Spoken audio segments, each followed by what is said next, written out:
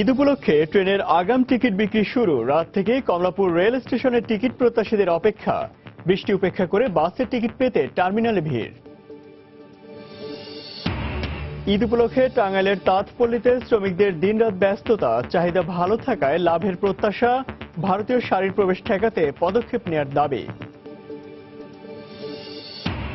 ঈদকে সামনে রেখে কলকাতায় বাংলাদেশি ক্রেতাদের ভিড়। নিউ মার্কেট এলাকায় বাহারি পোশাকের পসরা সাজিয়েছেন সেখানকার দোকানিরা।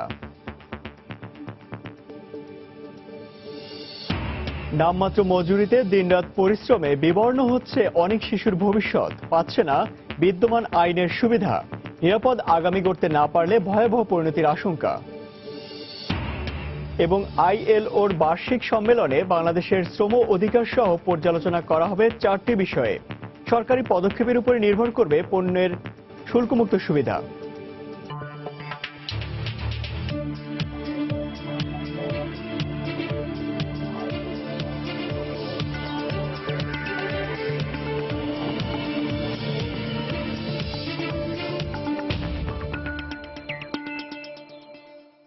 দেখছেন শিরোনাম। আমন্ত্রণ জানাচ্ছি দেশ ও দেশের বাইরে অর্থ বাণিজ্যের নানা খবর নিয়ে আমাদের নিয়মিত আয়োজন সময় বাণিজ্যে। আর আপনাদের সঙ্গে আছি আমি ইমতিয়াজ আহমেদ। ঈদ উল ফিতর উপলক্ষে আজ থেকে শুরু হয়েছে ট্রেনের আগাম টিকিট বিক্রি। সকাল 8টা থেকে টিকিট বিক্রি শুরু হয়। নির্ঘুম রাত কাটিয়ে টিকিট হাতে পাওয়ার পর উচ্ছ্বাসিত ছিল টিকিট প্রত্যাশীরা। কাঙ্ক্ষিত টিকিট পেতে গতকাল ইফতারের আগে থেকেই কমলাপুর রেল স্টেশনে ভিড় করেন সাধারণ মানুষ। প্রথম দিনের শুরুতে এখন পর্যন্ত কোনো রকম বিশৃঙ্খলা দেখা যায়নি স্টেশনে। আজ দেয়া হচ্ছে আগামী 21শে জুনের টিকিট। পর্যায়ক্রমে 13 তারিখ দেয়া হবে 22শে জুনের, 14 তারিখ 23শে জুন, 15 তারিখ 24শে জুন এবং 16 তারিখ দেওয়া হবে 25শে জুনের। টিকিট বিক্রি করবে বাংলাদেশ রেলওয়ে। পর্যাপ্ত টিকিট থাকায় কোনো সংকট হবে না বলে জানিয়েছেন কমলাপুর স্টেশন ম্যানেজার। এবারে ঈদ যাত্রায় রেলওয়ে 2,65,000 যাত্রী বহন করবে বলে জানিয়েছে কর্তৃপক্ষ।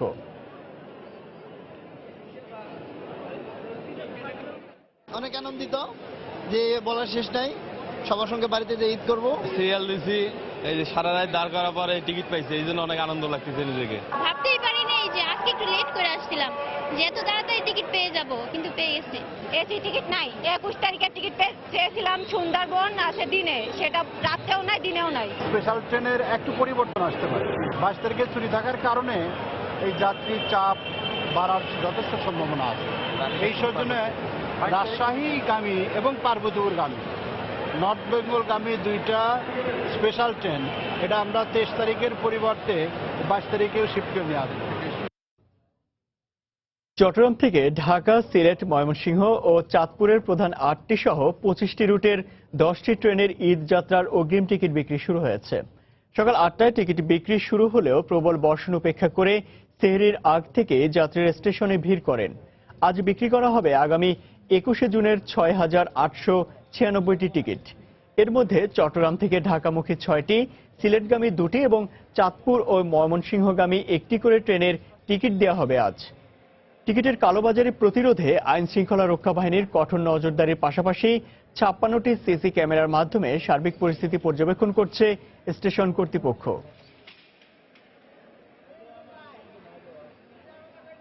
সেহরি খাওয়ার পর আসলাম, টিকিট পাওয়ার পর খুব ভালো লাগতেছে। কোনো ঝামেলা নাই, ঝামেলা মুক্তভাবে আমরা টিকিট পেয়েছি। বাড়ি যাব, ঈদে সবার সঙ্গে ঈদ করবো, দ্যাটস ওয়াই অনেক ভালো লাগছে।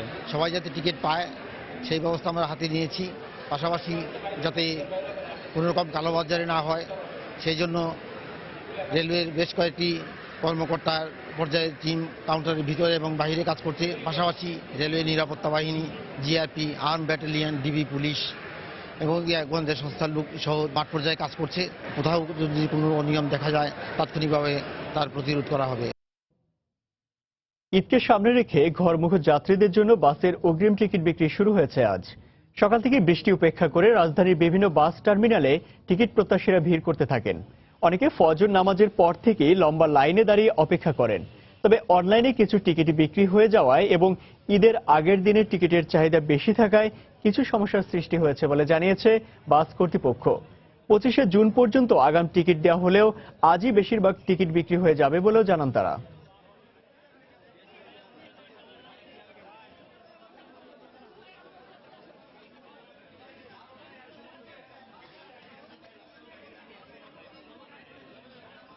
এখন পর্যন্ত কোনো সমস্যা হয় নাই। আমার ছেলে আসছি কুড়িগ্রাম যাবো আমি, ঠিক আছে, আসছি ফজর নামাজ পড়ে আসছি।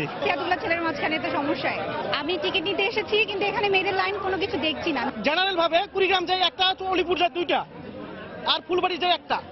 7 টাকার যে 40টা রোড গেলে 280টা সিট যায়, আর 2 ঘন্টাতে আমাদের যাত্রী নাই, টিকিট নাই। শুধু পিছনের সিট, তাহলে সামনের সিটগুলো কোথায় গেল? আমরা এবি সিট কোনো সিটই খালি নেই, তাহলে আমরা এত আগে এসে আমাদের লাভটা তাহলে কোথায়? রাস্তাঘাটের অবস্থা অত্যন্ত খারাপ।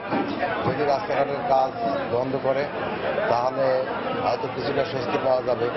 এবং 21 তারিখে আপনাদের মাধ্যমে দাবি 21 তারিখ হয়তো ট্রাকগুলো বন্ধ করতে হবে। পণ্যবাহী ট্রাকগুলো যদি বন্ধ করে তাও একটু রেহাই পাওয়া যাবে। দর্শক, আজ থেকে ঈদ উপলক্ষে বাসের অগ্রিম টিকিট বিক্রি শুরু হয়েছে। এই মুহূর্তে রাজধানীর গাবতলী বাস টার্মিনালে আছেন রিপোর্টার তোহা খান তামিম। বাসের অগ্রিম টিকিট বিক্রির খবরাখবর জানতে সরাসরি চলে আসি তার কাছে। তামিম,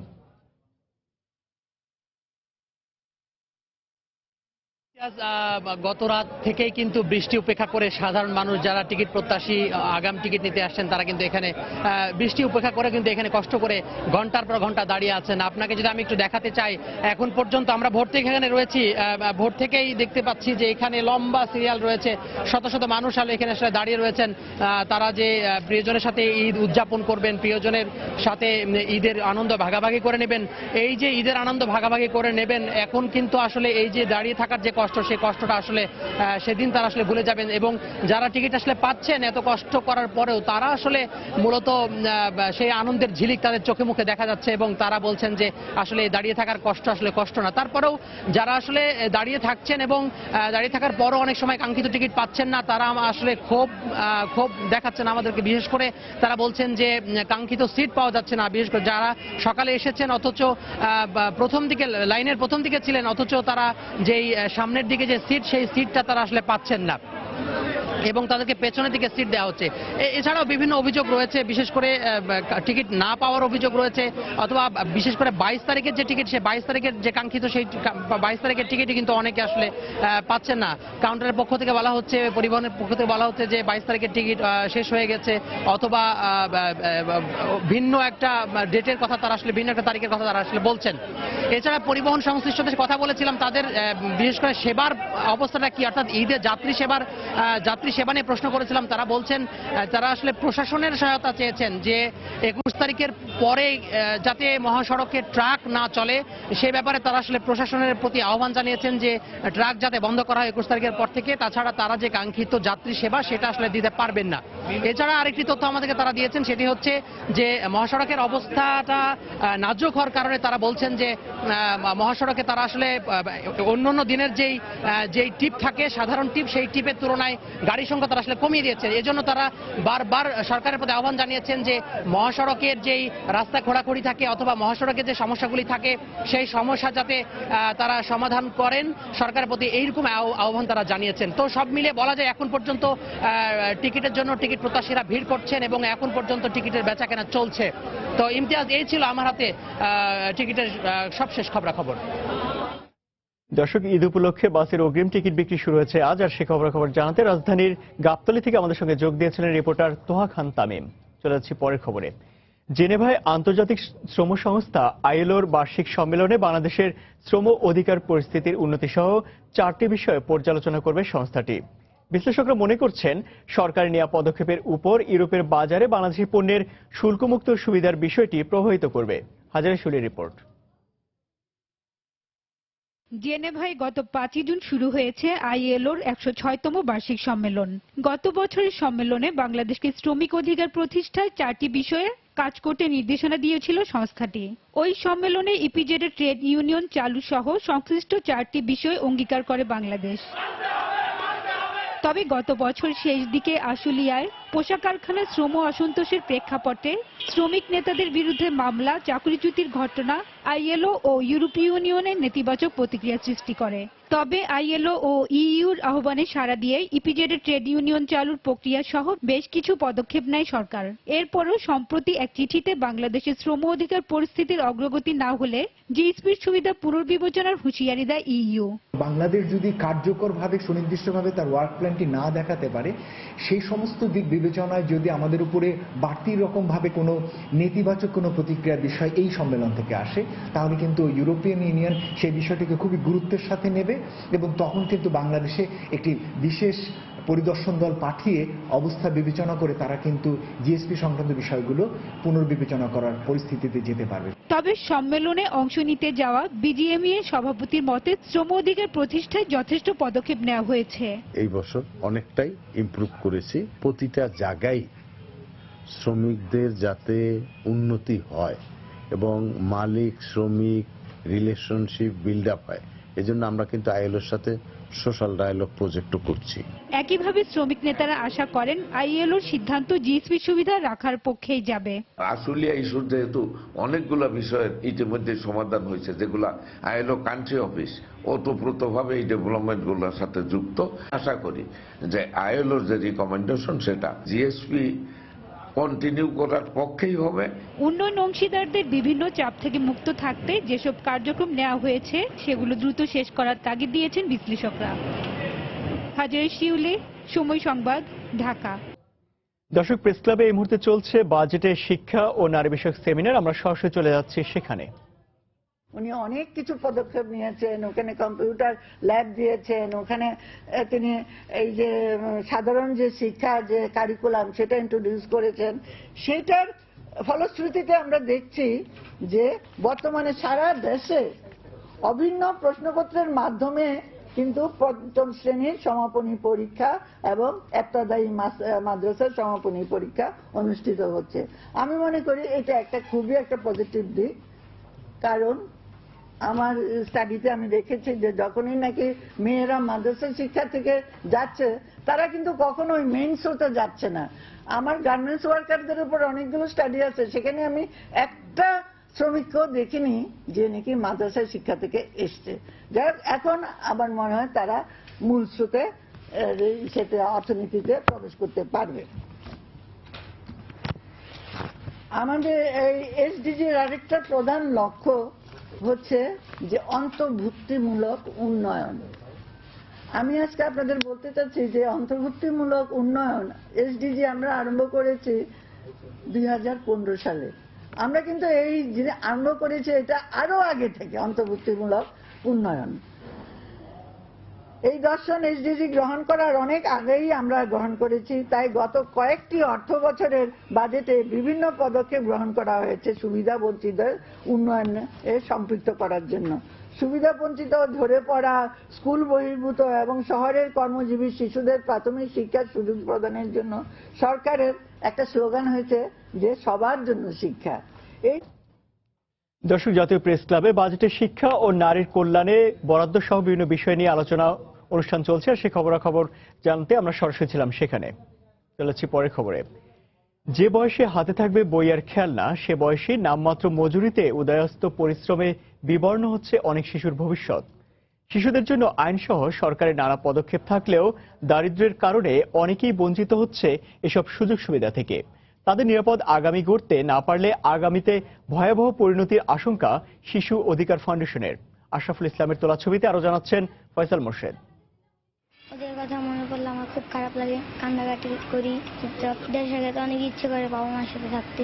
রাব্বি 12 বছরেই সংসারের বোঝা মাথায় নিয়ে সকাল সন্ধ্যা বিরামহীন কাজ করে যাওয়া ছোট্ট এক শিশু। নরম হাতের আঘাতে লোহা থেকে ছোটে আগুনের ফুলকি। এ যেন আশৈশব ও লালিত স্বপ্ন থেকে আরো দূরে চলে যাওয়া।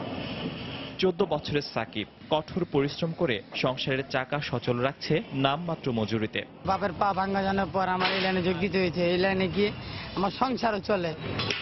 আকাশ ছোঁয়ার স্বপ্ন না থাকলেও খেলাধুলা আর পড়াশোনা না করতে পারার আক্ষেপে ম্লান খর্মাক্ত মুখগুলো। ঘর ভাড়া কামে রাখছি। দেশে আমার আব্বু রেন আছে, ঢাকায় যে রেন ভাঙতে তখন 5-এ। আমি যদি করতাম আমিও 5-এ উঠতাম। টাকার লেগে পড়াশোনা করতে পারি না, কাজ শিখতে আসি। মাসে কোনো টাকা দেয় না? না, মাসে কোনো টাকা দেয় না। 3000 টাকা দেয় খাওয়ানোর, আর প্রত্যেক সপ্তাহে 300 করে টাকা দেয়। বিবিএস প্রকাশিত জাতীয় শিশু শ্রম জরিপে দেখা যায় দেশে শ্রমের সঙ্গে জড়িত প্রায় 17 লাখ শিশু, যাদের 12 লাখই ঝুঁকিপূর্ণ। সরকার 38টি খাতকে ঝুঁকিপূর্ণ ঘোষণা করেছে। শ্রম আইন অনুযায়ী এসব খাতে 18 বছরের কম বয়সী শিশুদের কাজে নেওয়া সম্পূর্ণ নিষিদ্ধ। টেকসই উন্নয়ন লক্ষ্যমাত্রা অনুযায়ী 2025 সালের মধ্যে সব ধরনের শিশুশ্রম বন্ধের নির্দেশনাও রয়েছে। বিশেষজ্ঞরা বলছেন, দেশের স্বার্থেই শিশুদের বর্তমান নিরাপদ এবং ভবিষ্যৎ আলোকিত করার নিশ্চয়তা দিতে হবে সরকারকে। পূরণ করতে হবে শিক্ষা, চিকিৎসা সহ তাদের মৌলিক অধিকারগুলো। আমরা যদি বর্তমানটাকে অস্বীকার করি আর ইনভেস্ট না করি, তাদের ব্যাপারে যদি আমরা প্রপার টেক কেয়ার না করি, তাহলে ভবিষ্যৎ একেবারে অন্ধকার, এটা সুনিশ্চিত। আমরা রিটার্ন পাবো না তাদের কাছ থেকে। একটা অশিক্ষিত জাতি, অসুস্থ জাতি, দুর্বল জাতি আমাদের সামনে অপেক্ষা করবে। ঝুঁকিপূর্ণ শ্রম ও শিশু নির্যাতন নিরসনে সচেতনতামূলক ব্যবস্থা সহ বিভিন্ন পদক্ষেপ নেওয়ার কথা জানিয়েছে মহিলা ও শিশু বিষয়ক প্রতিমন্ত্রী। শিশুদেরকে আমরা দারিদ্রতা বিমোচন যদি করতে পারি এবং তাদের যদি মানসিকতা পরিবর্তন করতে পারি, তাহলেই অনেক অংশে আমরা এটাকে রোধ করতে পারবো। সময়ের আবর্তে প্রতি বছরই আসে বিশ্ব শিশু শ্রম প্রতিরোধ দিবস। উচ্চারিত হয় শ্রমিক অধিকার রক্ষার আওয়াজ, কিন্তু দিবস শেষেই আবার যেন সেই পুরনো গল্প। তাই এবারের চাওয়া, বন্ধ হবে শিশু শ্রম, উজ্জ্বল হবে শিশুর ভবিষ্যৎ। ফয়সাল মোর্শেদ, সময় সংবাদ, ঢাকা।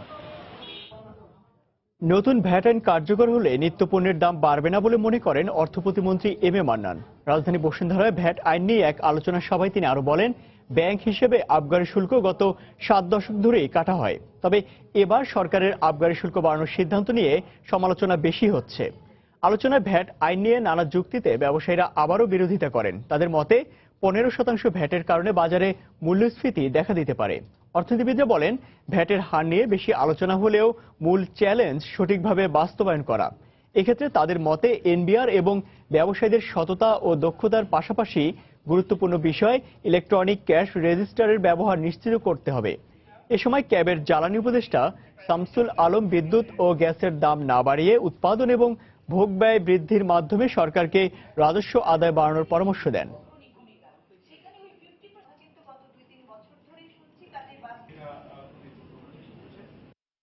নিম্ন আয়ের যারা আছেন, যারা কাজ করে খান, পরিশ্রম করে খান, তাদের যে নিত্য প্রয়োজনীয় জিনিস যেগুলো আমাদের দেশের পরিচিত কনজিউমার বাস্কেট আছে, সেগুলোকে আমরা পেটের কমপ্লিটলি আহত, সেটা বলে আমরা আমাদের মরালি লিগেলি আমাদের দায়িত্ব পালন করেছি। আবগারি নিয়ে আমি এনবিআর কথা বললাম, তারা বলে যে এটা 47 থেকে আছে, 1 লাখের নিচে 80% অ্যাকাউন্ট আছে। আমরা এখানে বলছি নো, এই 500 আমরা নেব না। আমরা ট্রাঙ্কেটেড রেটে উপরের দিকে গেছি। আমরা মনে করি আমরা অন্যায় করিনি, বাট সামহাও আমরা রং সময়ে ঘাটা দিয়েছিলাম এবং উল্টাপাল্টা হয়ে জিনিসটাকে এটা স্নোবলিং হয়ে এটা ঘুরে ঘুরে বিশাল ব্যাপার হয়ে গেছে।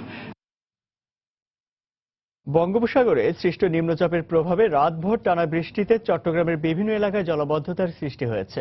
এতে চরম দুর্ভোগে পড়েছেন নগরবাসী। এই মুহূর্তে নগরীর আগ্রাবাদের এক্সেস রোড এলাকায় আছেন রিপোর্টার পার্থপ্রতিম বিশ্বাস। সরাসরি চলে যাচ্ছে তার কাছে। পার্থ।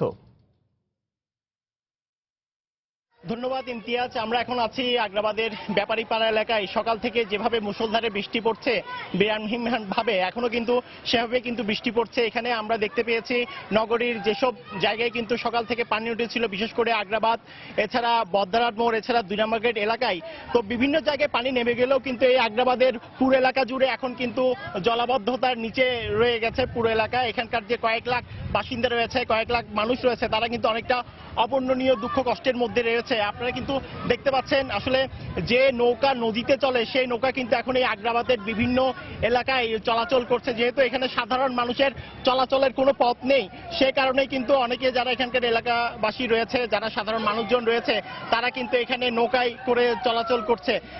এছাড়া আমরা এখানে দেখতে পেয়েছি আগ্রাবাদের যে অ্যাক্সেস রোড এলাকা রয়েছে, অনেক ঘরে কিন্তু পানি ঢুকে গেছে, বেশিরভাগ ঘরেই। তো যারা স্কুল কলেজের ছেলে মেয়েরা রয়েছে, তারা কিন্তু আজকে কেউই স্কুল কলেজে যেতে পারেনি। তো এখানকার যারা বাসিন্দা রয়েছে, তারা অভিযোগ করে বলেছে প্রতি বছর কিন্তু বর্ষা আসলেই কিন্তু এখানে পানির নিচে তলিয়ে যায় এই আগ্রাবাদ এলাকার। কিন্তু তারপরেও প্রশাসনের পক্ষ থেকে কিন্তু সেক্ষেত্রে কোনো ধরনের কিন্তু ব্যবস্থা গ্রহণ করা হয়নি।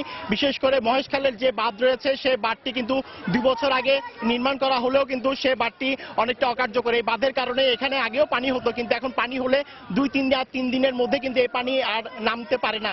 এই কারণে দুর্ভোগে পড়তে হয় এখানকার সাধারণ মানুষজনকে। তো এখানকার লোকজন বলছে যে বাঁধটি রয়েছে, সে বাঁধটি যদি ভেঙে ফেলা হয় তাহলে কিন্তু এখানে যে জলাবদ্ধতার সমস্যা ছিল সেই জলাবদ্ধতার সমস্যা থেকে কিছুটা হলেও মুক্তি পাবে এখানকার এলাকাবাসী। তো আমরা সিটি কর্পোরেশনের সাথে কথা বলেছিলাম, তারা আমাদেরকে জানিয়েছে মহেশখালে যে অস্থায়ীভাবে বাঁধটি দেওয়া হয়েছিল 2 বছর আগে বন্দর এবং সিটি কর্পোরেশনের পক্ষ থেকে সে বাঁধটি কিন্তু ভেঙে ফেলার সিদ্ধান্ত হয়েছে। তবে কখন বাঁধটি ভেঙে ফেলা হবে সেই বিষয়ে কোনো চূড়ান্ত সিদ্ধান্ত এখনো হয়নি। তো এখানকার যারা এলাকাবাসী রয়েছে তারা বলছে সিদ্ধান্ত হলে হবে না, যদি অতি দ্রুত বাঁধটি ভেঙে ফেলা হয় তাহলে এই এলাকার যে কয়েক লাখ মানুষ আছে তারা অন্তত এই ভোগান্তি থেকে রক্ষা পাবে। এবং তারা বলছে সিটি কর্পোরেশনের যে কার্যক্রম, যে নালা পরিষ্কার করা, সেই নালাগুলো কিন্তু সিটি কর্পোরেশনের পক্ষ থেকে বর্ষার আগে এখানে পরিষ্কার করতে দেখা যায় না, এই কারণে এখানে জলাবদ্ধতা হয়। তো এই ছিল আমার কাছে আগ্রাবাদের ব্যাপারীপাড়া থেকে এখানকার জলাবদ্ধতার সর্বশেষ খবর। ইমতিয়াজ।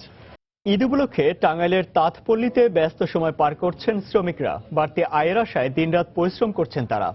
চাহিদা ভালো থাকায় লাভের আশা করছেন তাঁত মালিকরা। এদিকে বাজারে ভারতীয় শাড়ির প্রবেশ ঠেকাতে পদক্ষেপ নেওয়ার দাবি জানিয়েছেন ব্যবসায়ী নেতারা। টাঙ্গাইল থেকে কাদের তালুকদারের পাঠানো তথ্য ছবি নিয়ে ডেস্ক রিপোর্ট। খটখট শব্দে মুখরিত টাঙ্গাইলের কালীহাতি ও পাথুরাইলের বিভিন্ন তাঁতপল্লী। কেউ ব্যস্ত বুননের কাজে, আবার কেউ বা সুতো তুলছেন চরকায়। রঙিন সুতোর কারুকার্যে ফুটিয়ে তুলছেন বাহারি নকশা। তৈরি হচ্ছে জামদানি, সিল্ক, বালুচুরি ও তসর সহ শতাধিক ডিজাইনের শাড়ি। পুরুষের পাশাপাশি নারীরাও কাজ করছেন সমান তালে। বাড়তি পারিশ্রমিকের আশায় ঈদকে সামনে রেখে ব্যস্ত সময় পার করছেন তারা। প্রোডাক্টের যত বেশি অত ভালো, আমাদেরও টাকা হবে, মহাজনের লাভ হবে। আমরা সকাল থেকে রাত্রি 1টা পর্যন্ত কাজ করি, পরিশ্রম করে কাজ করতেছি। সামনে ঈদ, আমরা বউগুলো আর নিয়ে যাচ্ছি যে আনন্দ ফুর্তিতে ঈদ করবো। ঈদ উপলক্ষে চাহিদা বৃদ্ধি পাওয়ায় বাড়তি লাভের আশা করছেন তাঁত মালিকরা। তবে বাজারে ভারতীয় শাড়ির প্রবেশ বন্ধের দাবি জানিয়েছেন ব্যবসায়ীরা। কিছু বাইরের শাড়ি আসে, যে শাড়িগুলো নিম্নমানের, অত্যন্ত নিম্নমানের, সেইগুলি মার্কেটের একটা অংশ তারা দখল করে, যেটা আমাদের জন্য একটা অসুবিধা। সস্তায় ভারতীয় শাড়ি অবৈধ পথে আসে এবং মানে নিম্নমানের শাড়ি, যেগুলো মানুষকে ঠকানো হয়, একবার পরলে 15 বার পরার ইচ্ছা হয় না। এই জিনিসগুলা টাঙ্গাইলের শাড়ির জন্য ক্ষতিকর। টাঙ্গাইলে 64,120টি তাঁতপল্লীতে প্রায় 1.5 লাখ শ্রমিক কাজ করে জীবিকা নির্বাহ করেন। সময় সংবাদ, টাঙ্গাইল। ঈদকে সামনে রেখে কলকাতায় বাংলাদেশি ক্রেতাদের ভিড় বাড়ছে। বাংলাদেশি ক্রেতাদের কথা মাথায় রেখেই কলকাতা নিউ মার্কেট এলাকায় বাহারি পোশাকের পসরা সাজিয়ে বসেছেন দোকানিরা। কলকাতা প্রতিনিধি সুব্রত আচার্যের রিপোর্ট। কলকাতার নিউ মার্কেটে সারা বছরই বাংলাদেশি ক্রেতাদের নজরকাড়া উপস্থিতি লক্ষ্য করা যায়। তবে বছরের অন্য সময়ের তুলনায় ঈদ উল ফিতরের সময়টাতে বাংলাদেশি ক্রেতাদের উপস্থিতি রেকর্ড ছাড়িয়ে যায়। শাড়ি, সালোয়ার কামিজ, পাঞ্জাবির চাহিদা বেশি বলে জানালেন বিক্রেতারা। বিভিন্ন দোকানে দেওয়া হয়েছে মূল্যহ্রাস। সালোয়ার কামিজগুলো আপনার হ্যান্ডওয়ার্কগুলো এখন বেশি চলছে, জর্জেটের উপরে হাতের কাজ করা ওইগুলো বেশি চলছে। রেঞ্জ সব স্টার্ট হচ্ছে যেমন 2,500, 3,000 থেকে 15-20,000 পর্যন্ত বিক্রি অনেক ভালো আছে। ক্রেতারা জানালেন ডিজাইনের বৈচিত্র্য থাকায় কলকাতায় কেনাকাটা করতে তারা স্বাচ্ছন্দ্য বোধ করেন। তবে অন্যান্য বারের তুলনায় এবার দাম কিছুটা বেশি বলে অভিযোগ তাদের। বাংলাদেশ থেকে এখানে দামগুলো মোটামুটি একটা লিজেন্ডের মধ্যে আছে।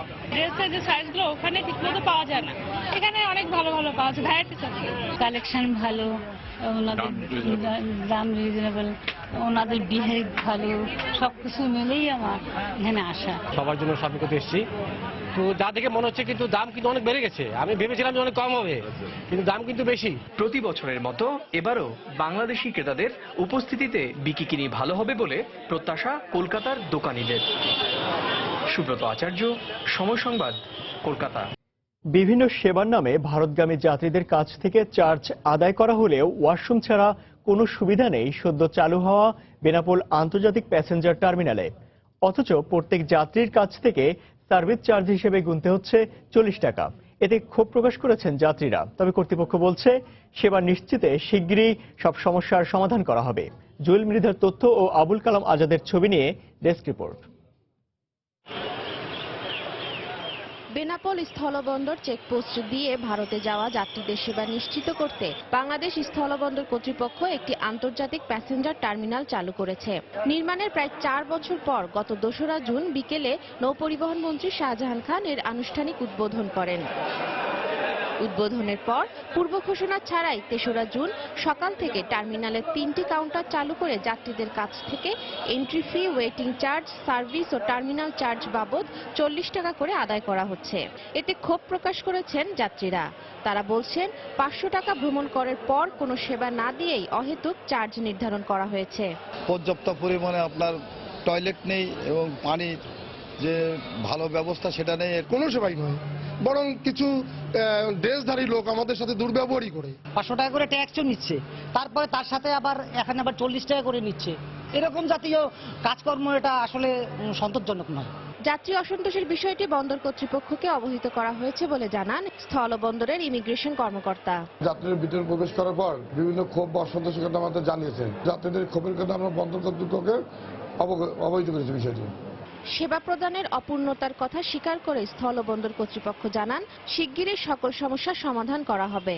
প্যাসেঞ্জার টার্মিনাল ভবনে আমাদের শুরুতেই আমাদের কিছু সেবা প্রদানের ক্ষেত্রে কিছু অপূর্ণতা রয়েছে, তারপরেও যাত্রীদের পরিপূর্ণ সেবা প্রদানের জন্য বন্দর কর্তৃপক্ষ তৎপর রয়েছে এবং আমরা আশাবাদী অনতিবিলম্বে যাত্রীদের এই সেবা প্রদানের জন্য আমরা সক্ষম হব।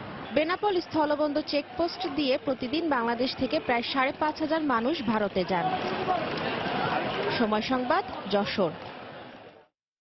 গুণগত মানের দিক থেকে বহির্বিশ্বে বাংলাদেশের তৈরি পোশাক খাত যথেষ্ট সুনাম অর্জন করলেও কারখানায় নারী শ্রমিকদের জন্য নিরাপদ কর্মপরিবেশ নিশ্চিতের ক্ষেত্রে এ খাত অনেকটাই পিছিয়ে।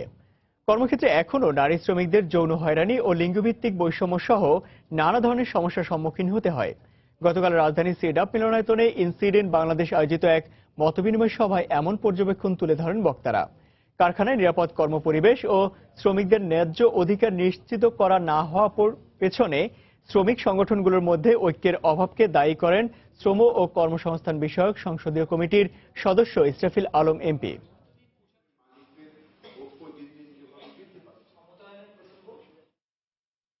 কাতারের সঙ্গে সৌদি আরব সহ মধ্যপ্রাচ্যের কয়েকটি দেশের কূটনৈতিক সম্পর্ক ছিন্ন করার জেরে দেশটির চলমান খাদ্য সংকট সমাধানে 5টি বিমানে করে সেখানে খাবার সামগ্রী পাঠিয়েছে ইরান। ইরানের রাষ্ট্রীয় বিমান সংস্থা ইরান এয়ারের এক মুখপাত্র জানান, এ পর্যন্ত অন্তত 5টি বিমানে করে বিভিন্ন ধরনের সবজি ও ফলমূল কাতারে পাঠানো হয়েছে, যার প্রতিটি 90 টনেরও বেশি ওজনের কার্গো বহনে সক্ষম।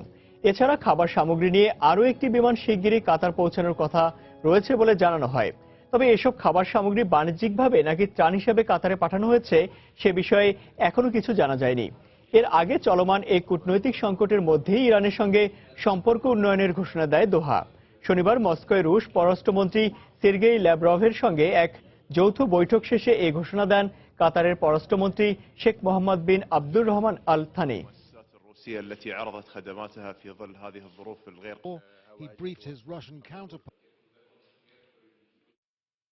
আবারও জানিয়ে দিচ্ছি সময় বাণিজ্যের শিরোনামগুলি। ঈদ উপলক্ষে ট্রেনের আগাম টিকিট বিক্রি শুরু। রাত থেকেই কমলাপুর রেল স্টেশনে টিকিট প্রত্যাশীদের অপেক্ষা। বৃষ্টি উপেক্ষা করে বাসে টিকিট পেতে টার্মিনালে ভিড়। ঈদ উপলক্ষে টাঙ্গাইলের তাঁতপল্লীতে শ্রমিকদের দিনরাত ব্যস্ততা, চাহিদা ভালো থাকায় লাভের প্রত্যাশা। ভারতীয় শাড়ির প্রবেশ ঠেকাতে পদক্ষেপ নেওয়ার দাবি। ঈদকে সামনে রেখে কলকাতায় বাংলাদেশি ক্রেতাদের ভিড়। নিউ মার্কেট এলাকায় বাহারি পোশাকের পসরা সাজিয়ে বসেছেন সেখানকার দোকানিরা। নামমাত্র মজুরিতে দিনরাত পরিশ্রমে বিবর্ণ হচ্ছে অনেক শিশুর ভবিষ্যৎ, পাচ্ছে না বিদ্যমান আইনের সুবিধা। নিরাপদ আগামী করতে না পারলে ভয়াবহ পরিণতির আশঙ্কা। এবং আইএলওর বার্ষিক সম্মেলনে বাংলাদেশের শ্রম অধিকার সহ পর্যালোচনা করা হবে 4টি বিষয়ে। সরকারি পদক্ষেপের উপর নির্ভর করবে পণ্যের শুল্কমুক্ত সুবিধা, মত বিশ্লেষকদের। এই ছিল সময় বাণিজ্যে। যে কোনো খবর পেতে ভিজিট করুন সময়নিউজ.tv আর সঙ্গে থাকুন সময়।